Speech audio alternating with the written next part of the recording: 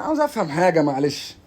كل واحد يتكلم على قد حجمه وعلى قد مستواه وعلى قد يعني حجمه الرياضي في قاره افريقيا وفي العالم.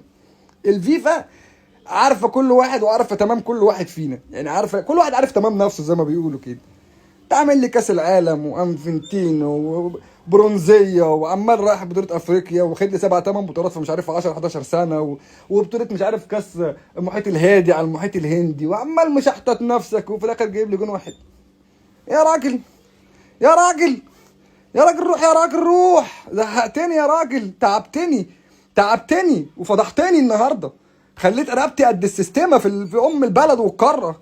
ده راجل ده شاف احمد سيد زيزو وعرف ان احمد سيد زيزو وامام عاشور في النادي الاهلي، راحوا حاطين صوره الكونفدراليه على البتاع. جرستني يا راجل، يا راجل روح روح. في حد بيعمل كده في الدنيا؟ كنت سابه، ما كانوا في الزمالك وحلوين. كنا بنخش الكونفدراليه واللعيبه بيجي لها تشنج اول ما يشوفوا لعيبه الزمالك وستات وخمسات بتاع تكسب 6.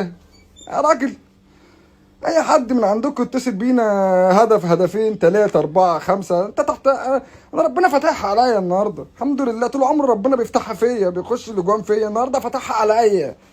جايبين 6 جوان يا اخي. بص بقى، روح بص لنفسك، شوف بقى، روح يا اخي، روح يا اخي، روح.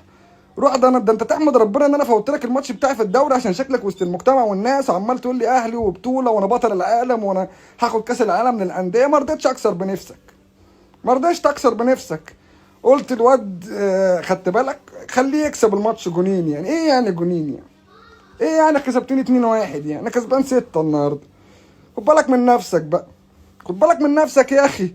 قسما برب العباد انا ما اعرف انا بقول ايه.